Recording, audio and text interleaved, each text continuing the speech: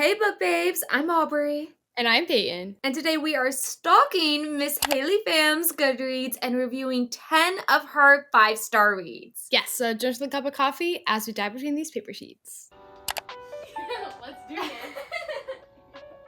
Alrighty, welcome back everybody to the Hardcover podcast. We're so happy you're here. We are very excited to be doing this video today, but we need to give credit where credit is due. HALEY has done this video, and so we only feel like it's, she deserves her time, right? So she's gushing over all of her favorite booktubers, so now we're gonna gush over her.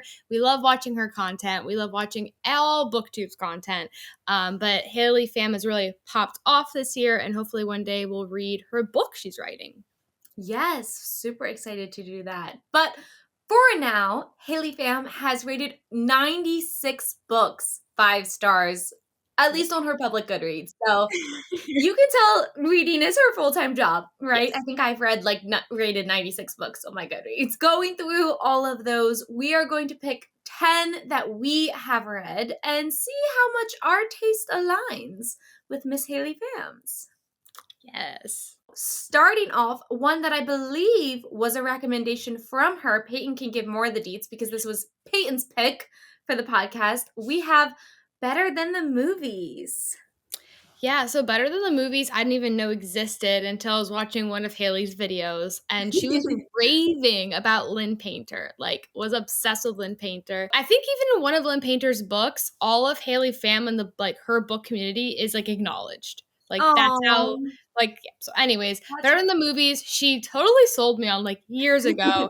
And finally, I needed a good palate cleanser. I was like, you know what? I have to read this, and then Aubrey hopped on with me. This is such a good book. Such a good book. HALEY PHAM herself said, books don't get better than this. That is the 5-star review she left with it. And Peyton and I gave this book 5 stars. 5 stars. Yes, this was one that actually surprised me a lot because I'm not big in the contemporary romance scene. The first Emily Henry book that I read, I had to force myself through the first 20 pages to just adjust to the new style, the new genre. But this was so comforting. In my review, I put that this book felt like coming home. Yes, absolutely. Yes, there's something really nostalgic about this book. If you grew up a reader at all, elements of this, and it's modeled after a 90s rom-com. And so if you grew up with parents that grew up in the 80s and 90s like we did, it's I watched 10 Things I Hate About You, 16 Candles, all of these rom-coms when I was with my dad. So opening this book, you're right. It literally felt like coming home. Every chapter, I think, has a quote from a 90s rom-com. And yes, it is the best. The plot line, this is not sometimes booktubers really overhype books. This is the best book. No, seriously, this is such a good book. I've read one other Lynn Painter since, and that one didn't disappoint, but nothing is better than the movies. Nothing is better than the movies. Yes. Better Than the Movies follows our two main characters, Liz and Wes. This is a rom-com about rom-coms. This is their sweet love story. They were childhood friends who, in Liz's mind, have built up this huge, rivalry against one another over a parking spot. They're neighbors. Liz is a very, quirky girl. She doesn't fit in with the crowd. Wes definitely fits in with the crowd. He's one of the popular kids, and shenanigans unfold. Do we have fake dating in this? What's that? Fake dating? There is fake dating in this. And so we just did a tropes podcast. And so and fake dating was one of them. And it made me think of this right away. I think Lynn Painter did fake dating perfectly in this book. And this is they're rivals to lovers kind of, but they are also technically friends too. And so it really toes that line. Please read this book. It is so freaking good. Yes. And if you want to hear more, we do have a whole podcast dedicated to a lot of these that we are going to be talking about. Yes. But drifting from our positive feelings, somewhere where our taste may On a line from Miss Haley's, we have Lauren Roberts' Reckless. Yeah, unfortunately, I think this is where we see the romance genre and the fantasy girls really collide. Haley does a lot of fantasy, but she really loves romance. And we've talked about this at length on the podcast that if you are a romance girly through and through coming into a fantasy space, I can see where Lauren Roberts' Powerless, Reckless could be a 5-star read for you. Yeah. As someone who has seen every sort of trope and fantasy thing kind of work out by now, it was a we know our feelings on it. So But Haley gave this book 5 stars. Peyton and I gave this book 2 stars. yeah. And did a very angry, at least on my side, review of this book. If you don't know, Reckless is the second book in the Powerless trilogy, following our main girl, Payden, as she goes on like a very, very stereotypical fantasy girl journey to overthrow the government. She lives in a world where everyone who has powers, they're called the elites, has magic, and the people who don't have magic are kicked out from this city, country, state. Obviously, she doesn't have powers, and then she goes to the castle to compete in a Hunger Games esque trial. The world building doesn't like connect for a lot of these elements, but what is on the page is a lot of banter. Yes. So coming from the romance side, like Peyton was saying, I can give HALEY PHAM like a little bit of a pass. What I'm upset is I didn't see Powerless in her 5-star review, but I did see Reckless. And And like Reckless was 10 times worse than Powerless could ever be. so bad. Like, I don't know. I need to find the video where she read this to see her thoughts coming out. Like, maybe it was just like that palette cleanser. Maybe her brain was off. Maybe she audiobooked it at 3x speed. There's no plot to this fucking book. It makes no sense. Like, literally, it feels like Lauren Roberts was just throwing stuff at the wall. It's a middle book in the series. The first book ended at a strong point. This book ended at a strong point, and I don't think she had a middle. Yeah.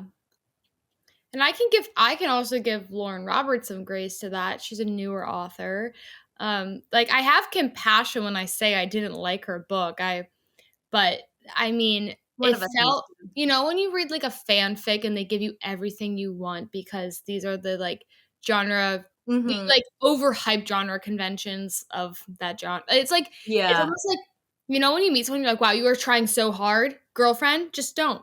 Don't try so hard. Just chill. Just chill. Just Just chill. a little bit. And there's a lot of controversy surrounding these books and the inspiration taken thereof and Yes. how close it toes the line. Which apparently this one, Reckless, toes the line really close to Dance of Thieves, which I own and have never read, so I cannot speak any further on that. Let's get more Sorry. positive, or semi-positive. We have Yeah. some Taylor Jenkins reads here. I have not read the 2 that are given 5 stars, so Peyton, take it away. Okay. So I read Daisy Jones and the Six probably like 2 years ago at this point. And then I watched because I wanted to watch the TV show. And then One True Loves, I just read at the end of last year. Mhm. So starting with Daisy Jones and the Six, because everyone knows that one, I gave that one 2 stars. 2 stars. 2 stars. So this is the issue. This is a beloved book. I listened to it, which I have to say is probably the best way to listen to it because the way that this book is written is kind of like a script. It's or think of like an interview style. Like even to the point if it's like name like dash what that like it's very much broken up like that. So listening to it was crazy. I don't think Daisy's story was for me. The main character Daisy really bothers me. So if anyone's music fans, think Fleetwood Mac, think Stevie Nicks, think Mhm. 70s, thinks drugs, rock and roll, war, horrible like relationships, like totally actually a time period I love reading about. but there was something about the characters and the drug use and the partying, and like it was a beautiful story. I just didn't like it. That's Now, fair. That's fair. I watched the Hello Sunshine TV series. Mhm. Loved it. Great series. They did an amazing job with it. Suki Waterhouse is in it. Riley Cano, which is Elvis Presley's granddaughter, is in it. It's just like it. The crew, the cast, it is literally such an amazing, the way that they brought it to life on screen. I mean, it was made to be on screen the way it's written. So this, I can confidently say, is a me problem, not a TJR problem. I remember reading it and I was like, no, like it's just no. But my mom read it and was like obsessed with it. And I Yeah. know some girls at book club are like, I am Daisy Jones. And I'm like, no, no. No, She's you're crazy and not right in the head, and God love her. So anyways, really cool. If you like Once Upon a Time in Hollywood by Quentin Tarantino, like that vibe, like seriously, you're gonna love this book. And I'm sure everyone has heard the music and has even seen the series by now. Yeah. Stevie Nicks actually herself did a post about the TV show and was like, this was so accurate to my life. It was like watching it unfold, which is crazy because TJR also wrote potential fanfic about rumored Gaylord lore. And I would love to see, can you imagine Taylor Swift after like Evelyn Hugo got Yeah, an adaptation and being like, this was me. this is my story. And they think Selena's gonna play Evelyn. I know. I saw that. So we love TJR on this podcast. So I Yes. don't want people to think like 2 stars, Daisy Jones. No, like seriously, it just was not for me. Yeah. And so One True Loves, I just read that one. This story is really heartbreaking. Long story short, it's about a girl that meets a guy and they fall in love, and like they become high school sweethearts, blah blah blah. They grow up, they get married, they move to LA. She's a journalist, he's a travel journalist. He goes on this flight to Alaska to do like I think like National Geographic level, and the plane crashes. It crashes, he's dead. They can't find him. So kind of like after a couple days, they just report them dead because, they're missing.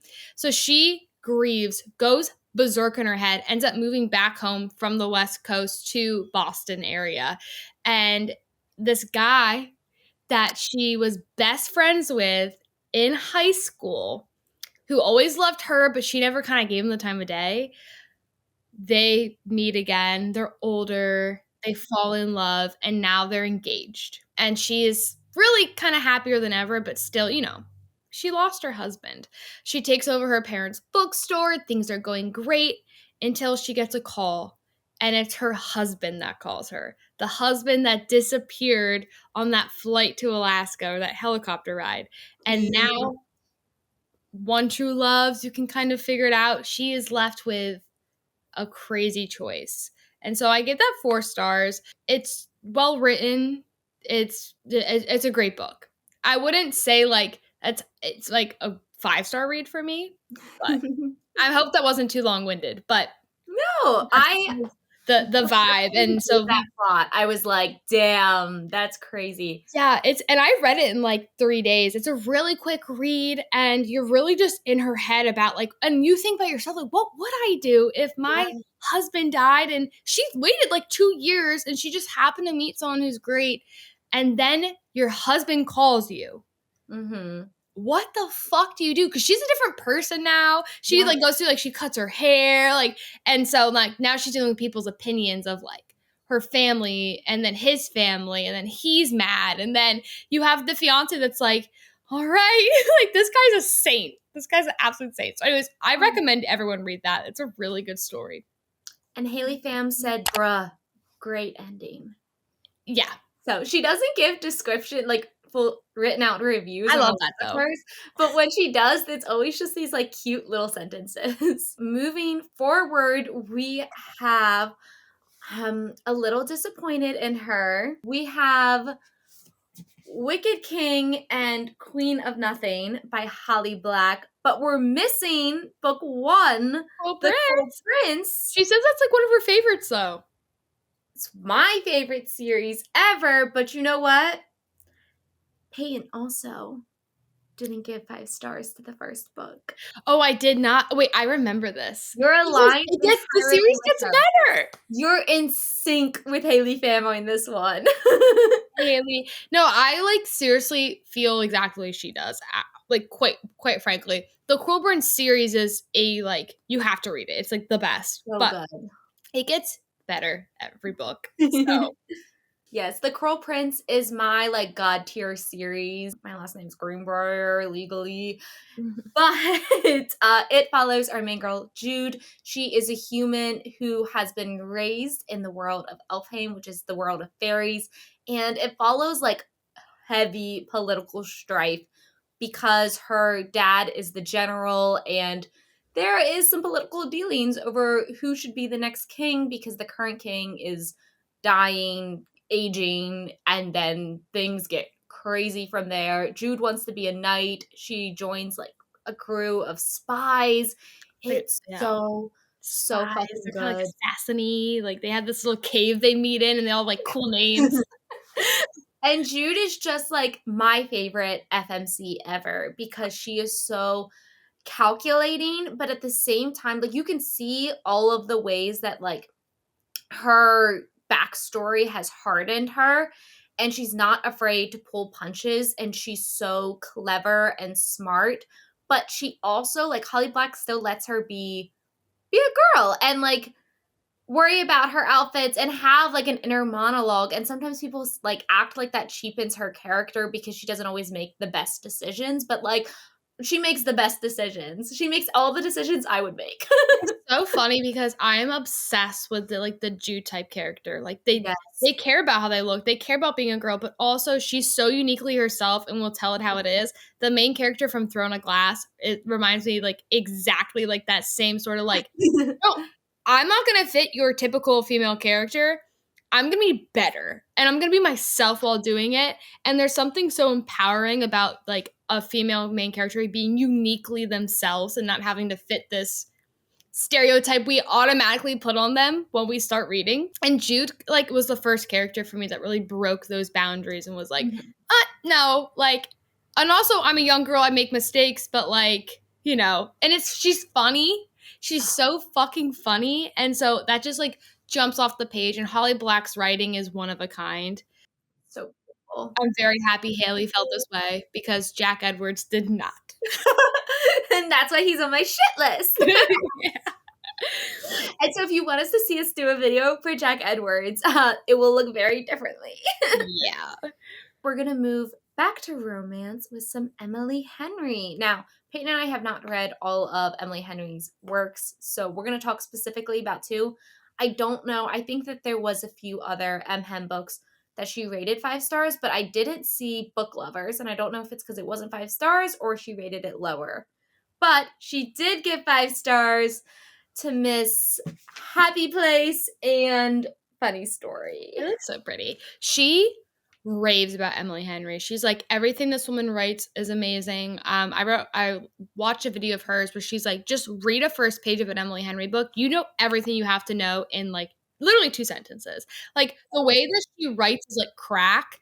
And I think Haley, as an aspiring author, and Mm-hmm. is going to be, it looks like, I can see how she's really trying to pull from those hems. And I'm really happy we're doing Happy Place and Funny Story because it seems like these are like Aubrey and I's like bread and butter of hem here. Yes. These are perfect. I will let Peyton talk about Happy Place. I will say that was the one that I gave 4 stars.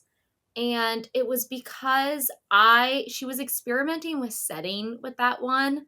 And every single chapter opened with a setting description. And it was one of my first like contemporary romances that I really ever read. And I was like, what the fuck is this writing? And I was like so disdainful about it. But once I actually got in and I realized that it was like a bit, then Yeah. I was like, okay, the rest of these, like the rest of what's here is really good. But like the first chapter of Happy Place is just like a description of like the main character's hometown. And it's literally like besting number 1. She looks like this and her stereotype personality is this, da da da. Besting number 2. And, like, I understood what Emily Henry was trying to do. I personally would have never started my book that way. Yeah. I, like, can't even remember her talking about happy places because usually in the beginning of chapters, because I think if I don't like it, I just don't read it. Yeah. I'm so like, that didn't happen. That didn't Um, happen. anyways, so yes, Happy Place, which became my favorite Emily Henry book I've read so far. It follows, and let's just get this out of the way. Emily Henry is horrible at picking characters' names. So bad. Personally, if your name is Harriet or Win, like, I am so sorry. Like, I am not trying to offend. It's just, in the modern day and age, just came out in, like, 2023 or 2024. You know what I mean? Like, you're not really Yeah. in that. Like, when you see Harriet on your page, you're like, oh, okay. And, they nickname her Harry and stuff, which is kind of cute, but, like, I just wasn't expecting it. Yeah. So, anyways, basically, this story follows two ex-fiancés, Harriet and Wynne, and basically they broke up 6 months ago, but every summer their core friend group goes to this lake house, this cabin in Maine. And so think like Maine, lobster rolls, coastal, like energy. Like this book gives off like all of that. It jumps off the page at you. So, anyways, their best friend, their family is selling the house. So, this is their last summer, kind of like last kumbaya. Like, everyone needs to get their asses here. I don't care where you are. You need to get here because we are having one last summer rendezvous at the lake house. But I just said Harriet and Wynne broke up 6 months ago, and no one in the friend group knows. So, they decide, hey, we're going to fake date our way through this week with our friends. And so lots of fake dating, forced proximity. They have to share a bedroom because, of course, they're still together. But we get that kind of dialogue of like, they haven't seen each other for 6 months. Mhm. Imagine being without your partner for 6 months and never talking.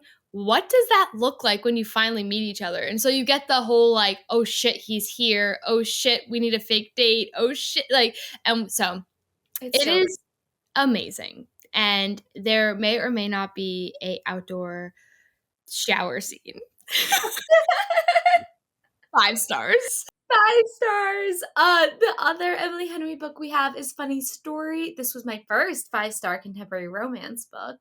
This follows our main girl. I cannot think of her name. I've struggled with her Daphne? name. Daphne, maybe.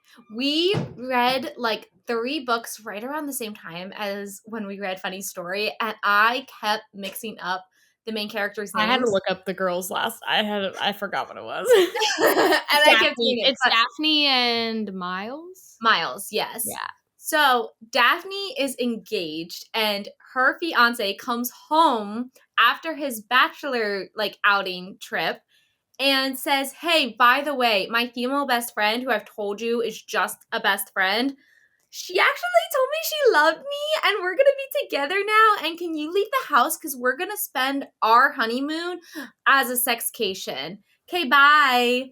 So Daphne gets broken up with in the worst way, unless you're Wes, who was the guy dating the best friend, the girl best friend, because she just left him like a fucking note or like just texted him to break up. And through the events of the plot, Miles and Daphne end up living together because Daphne has nowhere else to go. She's not from this area, but she loves her job. She's a librarian, and it's the cutest thing ever. Yes, it's the And she best. just wants to stay in the area long enough for this like big readathon event at the end of summer.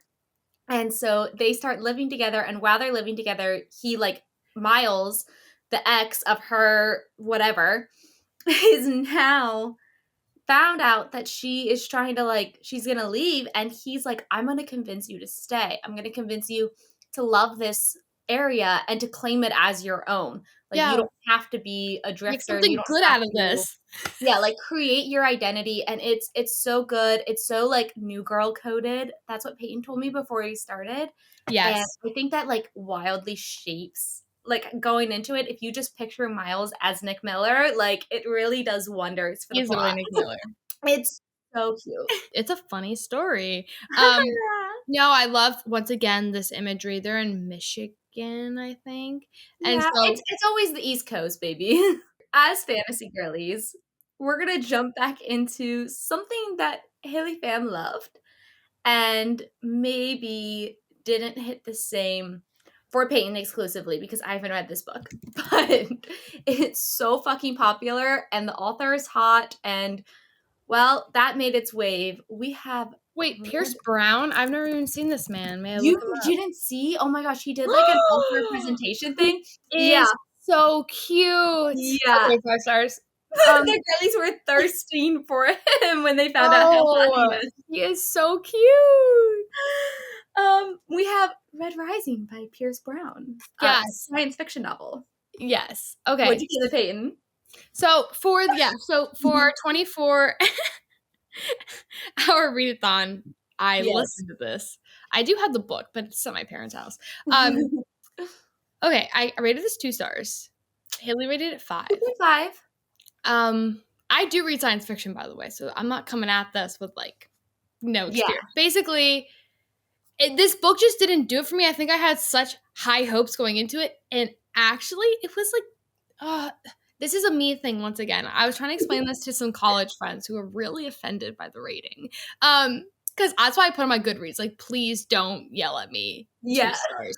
Because I think at that time, in that 24-hour reading, Mhm. I lost power. Like, Yeah. It I was was not there. I was tired. I don't think I was fully in the book. But with that being said, the best way to describe this and how it was given to me is Hunger Mhm. Games on Mars. Okay, so kind of dystopian kind of vibe. So I had to pull up a little plot blurb because honestly, I kind of erased this all from my memory because I was a little traumatized that I wasn't having this, come to Jesus moment with the book. So it's set in the distant future where humanity has colonized the solar system. Darrow, which I remember, a red, everything's categorized by color. You have Yes. reds, blues, golds, greens, like everyone has a category. And that kind of goes to your occupation as well. So it's kind of like Hunger Games with districts.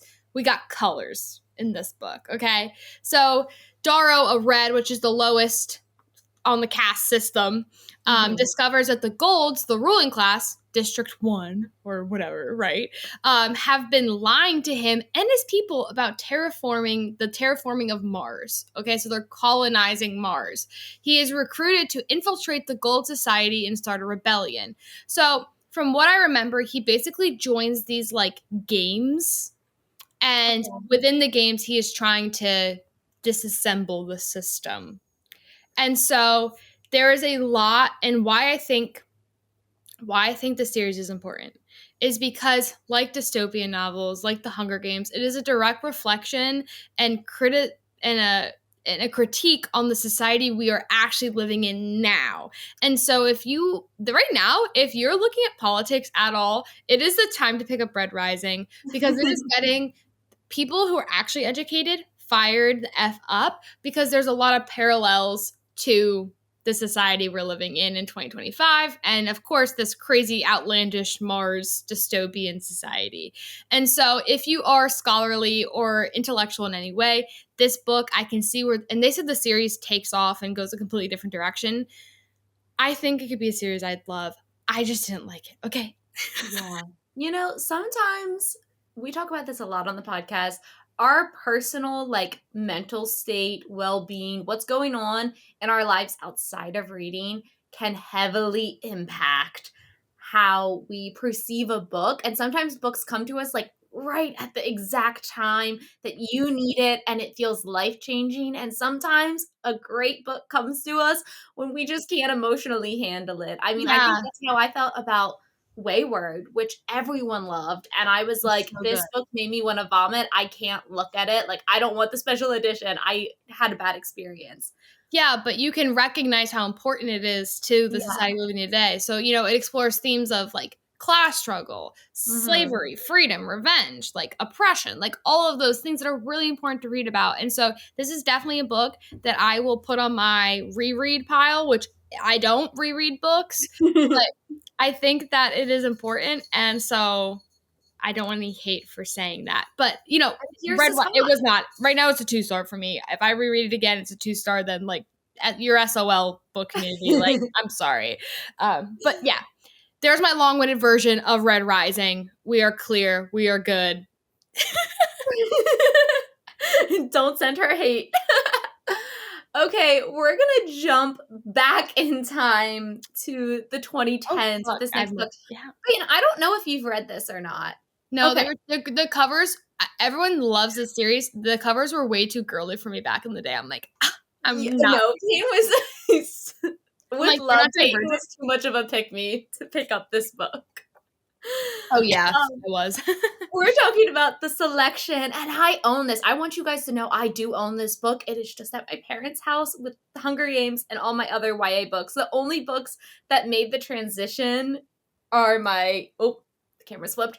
Are my Cassandra Clare books. Those are the only books from my childhood that made it to my adult shelves. But and Red Queen.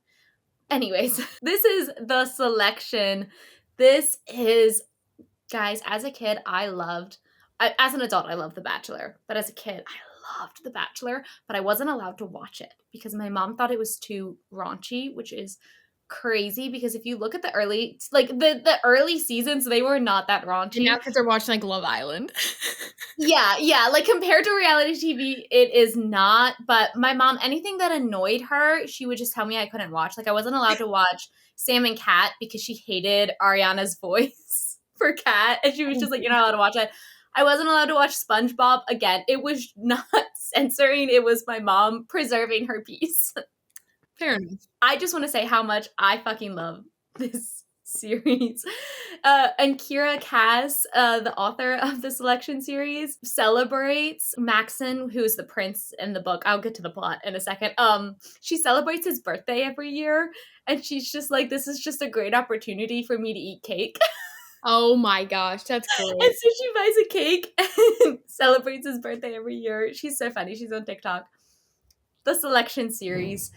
You guys probably know what this series is, even if you haven't read it, because it was one of the it girls. It was. Back in Tumblr book era, okay? It is a dystopian novel, and there's like a caste system where people have certain careers depending on like what number is associated to them. And so our main girl, American singer, I don't know, something like that, is a singer. That's her profession. And they bachelor it up where the prince of this dystopian kingdom needs a wife. And so how a wife gets chosen is always chosen from the people.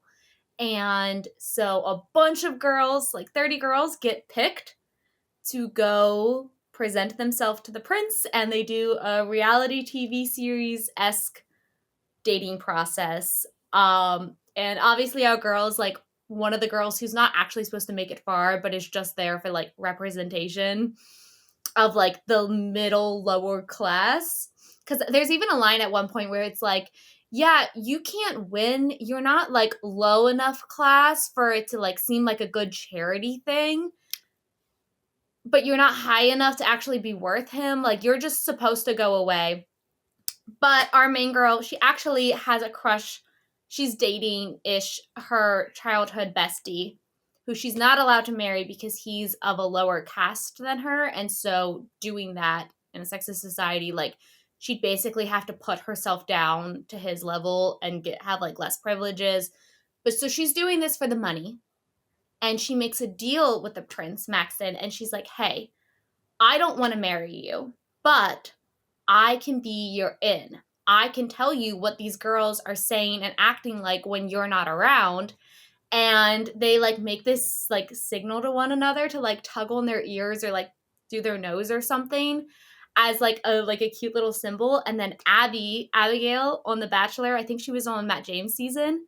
She fucking did that. She told Matt James, she was like, let's make a little signal to one another for when we're in like crowded space. She like pulled from the book. I'm ranting. I'm sorry.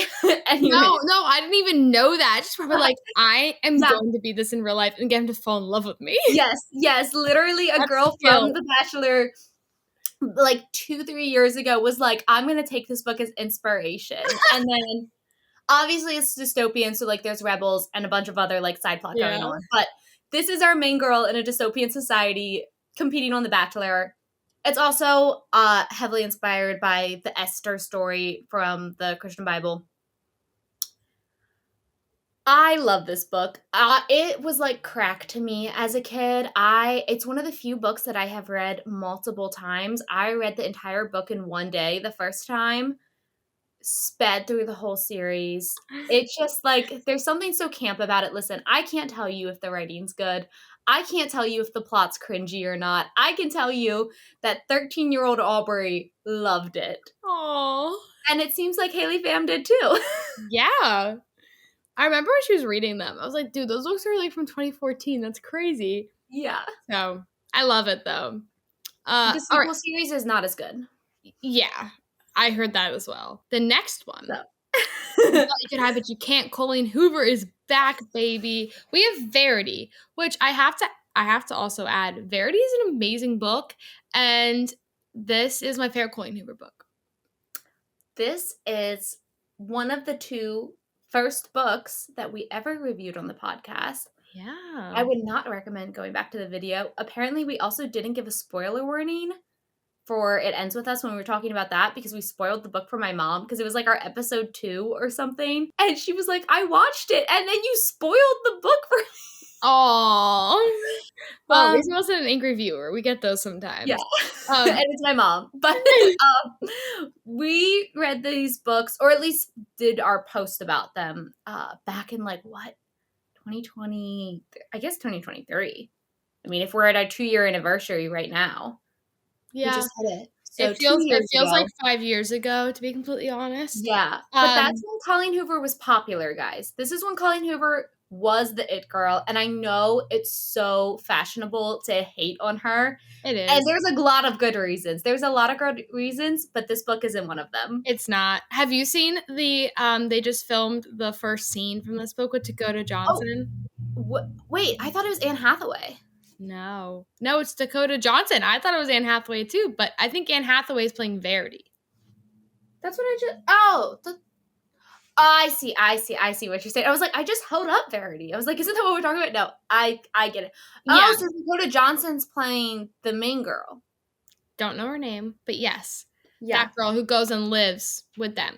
Anyways, the first chapter of this book is crazy. Like something really traumatic happens, and I watched them film that part. The scene that's crazy. Here, I'll read the first sentence because everyone loves this. Bitches eat it up. Chapter 1. I hear the crack of his skull before the splattering of blood reaches me. I had no idea that was the first. That's what I saw them film. Yeah. Is like they use this blood machine, and she just goes like. But no one's head gets. For some reason, I thought they got ran over by a car, but he's like on the car. I don't know if they changed it. I think he got ran over. Anyways, it's New York. Not for long. This book's crazy. So this is like a mystery thriller-ish kind of book. Definitely a mystery the whole time. You are on your fucking edge of your seat, okay? Yes. Edge of your seat this whole book. The way that Colleen Hoover was able to build suspense into this book, and then there's also a romance tied into it, is insane. It's so good, and it's so crazy that this is the same woman who wrote like in what is it one like True Love or something like that, where it's like we look at our son's big blue balls or something. I don't know. Oh yeah, like like he's got big balls. It was so ridiculous. It's so crazy that this woman writes primarily contemporary romances that sound so cringy, and then she pulled this out of her ass. It's like I vividly remember reading it and turning to Jacob in bed and being like, I don't know what I thought this was going to be, but I think it's too scary to be reading right before bed. Scary. I remember telling the whole plot to Robert, and he goes, I have to look it up right now. I'm like, no, don't. I'm scared. Like, I can't read this at night. The tension is incredible in this. And so, you know what? I gave it 5 stars. I think it deserves that. It's a really good book. So I did look up like the main character. Yes. So Lowen Ashley, her name's Lowen, is a struggling writer on the brink of financial ruin when she accepts the job offer of a lifetime. Jeremy Crawford, husband of best-selling author Verity Crawford, was hired has hired Lowen to complete the remaining books in a successful series his injured wife is unable to finish. So, long story short, she's in a wheelchair. She can't talk. You kind of think she's kind of like brain dead a little. Like, Yeah. she's able to move around. I should say brain dead, but like nothing's really there. The lights aren't Nothing's on. processing. But as Lowen moves into this house, and of course, Jeremy and her start kind of getting close, weird shit starts happening. And Lowen starts going crazy, or is she not going crazy? Because she thinks she saw Verity, you know, up and about and doing things that Verity shouldn't be doing. And it gets crazy. If you've ever and if you like Verity, and if you've, I feel like everyone's read it by now, but if you've read Verity, I hope that this is not on the list because I'm going to say it. It's not. We're good. I recommend. Oh my gosh, I'm going crazy. The Only One Left by Riley Sager. I knew what you were going to recommend. The Only One Left by Riley Sager. If you liked Verity, read The Only One Left. You'll have the same vibes. Yeah. Oh, and Lowen, at the same time, she's like trying to gather notes about the book and like where Verity wanted the book to go. And she stumbles upon this like manuscript diary of Verity, just like with say like revealing a darker side to this famous author. And it's so crazy. It also is crazy to me. It's kind of funny. Brandon Sanderson, he when Robert Jordan, who wrote The Wheel of Time, which is like one of the biggest white male fantasy book series out there, 15-book long series, he died before he finished the series, and Brandon Sanderson picked it up and wrote the last 3 books and finished the series for him. I'm just imagining like our Mormon Brandon Sanderson going to Robert Jordan's house and having this plot having this plot but work they're just out. like middle-aged fantasy men. That would be crazy. I want it's a really cool concept, all in all. I want a comedy spoof of that. When well, Robert Jordan's just haunting him. Yeah. Speaking of Riley Sager, Yeah. we do a Riley Sager book here. It's not The Only One Left, which is my favorite Riley Sager book, but it's The House Across the Lake. Aubrey has read Middle of the Night by Riley Sager, Yes. which we recommend. That's a good one. It's I don't know if it's my least favorite or not. I'm not sure. Anyways, It's like The House suburban Across Erie. Yeah. I want to get my names right again, so I just like to be right. I could have prepped this, but that wouldn't be fun, would it? So anyways, The House Across the Lake. This is, I think, HALEY PHAM's first Riley Sager, and she like freaked out about it. It's my cousin's favorite too. It is not my favorite. I think I rated it favorite. 4 stars. Nothing can beat The Only One Left. The Only One Left is 5 stars. You cannot. But this one is spooky. The Only One Left, I remember being a little spooked out. And Middle of the Night is actually even more spookier probably than this one. But Riley Sager does a very good job at not making something horror. Even though he could very well turn it that way. So The House Across the Lake, I read at a lake. So I was like in the mood for it. Okay. This follows Casey Fletcher, a recently widowed actress trying to escape a streak of bad press. She kind of is going through this, like, she's an alcoholic. And so, but she is famous. So people do know about her. So know that going into it, that like, people know who this woman is. She's just not like this weirdo. But there's this lake house in like upstate, whatever, I think New York, that she goes to, and she's kind of like, I'm just gonna hermit here, camp out, and be an alcoholic and whatever. She's a widow. So what happens is she drinks this whiskey one night because she's a drunk. And she goes and she sees binoculars, and across the lake is the Royce house. Tom and Catherine Royce. They are like what is in. Like, Catherine is a former model. Tom is just rich, probably like business finance bro. Everyone knows about them. They are like rich. She's living in like a tent compared to their like log cabin. Like, they have like the big windows that can see the lake, and like it's crazy. So anyways, one day she looks in through the binoculars and she sees some weird shit going on.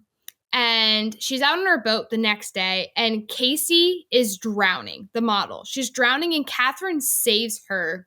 Oh no, Casey saves Catherine. Sorry. Okay. The model. The model's being saved from drowning. And then Casey gets stuck and infatuated with this woman and is kind of like Mm. stalking, but from our perspective, it feels like she's just trying to like protect her, and it's very justified, all everything she's doing. And we watch as Casey starts like kind of descending into this madness. Like she's sneaking into their house. She's like, Mm. you know, one day Catherine goes missing and Casey's like, we need to find her. And it gets like paranormal at the end. And Ooh, so, okay. okay, that says it there. I'm like, there's no spoilers here. But so yeah. Anyways, it's a short book. I recommend reading it. It's just 4 stars for me. Haley, I don't know how you could give this 5 stars. The ending is like honestly, the ending kind of ruins it. You know what? That's kind of funny because her review, she left in all caps. I'm shocked that not everyone is giving this 5 stars. Did we read the same book? Read this now. Like, Yeah, she really went ham for this one. the ending is what, like, for me, I was like, Yeah, like, didn't no. hold up. Like, you just took it to that, like, next level where it was like, no, I would have never guessed that, and that's not fun. Whereas the only one left is a little different, and you could guess it. So, anyways, Haley, I remember when she read this book, she was like, everyone needs to read The House, and that's how I found out about Riley Sager was Haley. So thank you, Haley, because Riley Thank Sager is you, one of my favorite authors. And now everyone in my life reads Riley Sager because I make them. Haley. Moving on to our last book that HALEY PHAM gave 5 stars. We have the one, the only, another like hardcover OG book that we reviewed, The Atlas 6 by Olivia Blake. I do have, this is the indie published version. I bought it literally a month before it got taken down because she was getting traditionally published with Tor. So I have not read the actual book, but Peyton told me the differences and it's close enough. Yeah, this is Dark Academia. Yes, this is pretentious piece of shit. I mean, I really liked it, but this is so basically it follows we have a large cast of characters that are pulled from around the world basically and inducted into the secret society of Alexandria.